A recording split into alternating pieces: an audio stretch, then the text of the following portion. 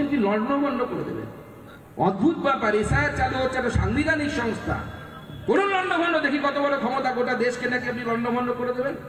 আপনার আদরের ভাই বাংলাদেশে থাকে, আনসারুল বাংলার প্রতিষ্ঠাতা জসিমউদ্দিন রহমানি, তিনি জেলে ছিলেন শেখ হাসিনার সময়ে।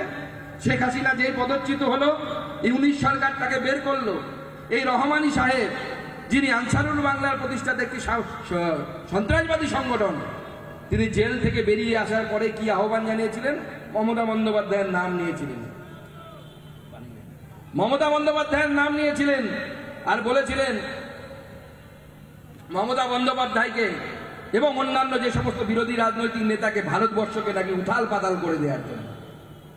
আজকে প্রশ্ন করতে চাই, আজকে বারাকপুরে আমি কালকে ছিলাম, পাকিস্তানের নাগরিক, তার নাম ভোটার লিস্টে, বাংলাদেশের মুসলমান, তার নাম ভোটার লিস্টে।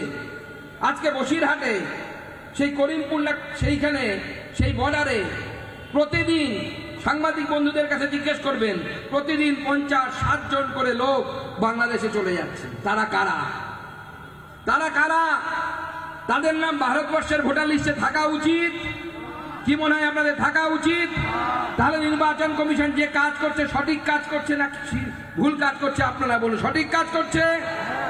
তাহলে এই নামগুলো যারা বাংলাদেশ থেকে, এপার বাংলা থেকে এপারে এসেছেন, যারা ভারতীয় নন আর যারা উদ্বাস্তুও নন, যারা মুসলমান ধর্মে, যারা বেটার লাইফের অপশন খোঁজার জন্য এখানে এসেছেন, তাদের জায়গা পশ্চিমবঙ্গের মাটিতে হবে না, বাংলাদেশি উদ্বাস্তুদের জায়গা হবে। তাদের জন্য ভারতীয় জনতা পার্টি আছে। আমরা সিএ আইন পাস করেছি, মুখ্যমন্ত্রী কি বলেন? সিএ করলে পরে সবার নাকি নাগরিকত্ব চলে যাবে। আজকে ফেসবুকে আমি বেশ কয়েকটা সিএ সার্টিফিকেট দিয়েছি, তারা সিএ এর মাধ্যমে নাগরিকত্ব পেয়েছে, আমাদের অন্যান্য নেতারাও দিয়েছেন।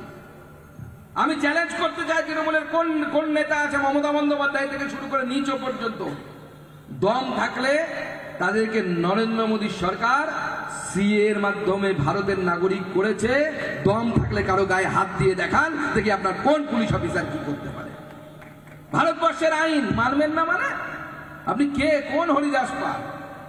কালকে সাংবাদিকরা আমাকে জিজ্ঞেস করেছিল হিন্দিতে এবং বাংলায়, বলছে আরে दीदी ने तो मान लिया। हिंदी সাংবাদিকরা জিজ্ঞেস করছে ওয়াকফ অ্যাক্ট, দিদি বলা তা नहीं मानेंगे मान लिया। হিন্দিতে একটা কথা আছে, আমি কালকে সেটাই বলেছি যে মমতা ব্যানার্জি কোন সি খেত কি মূলি হ্যায়।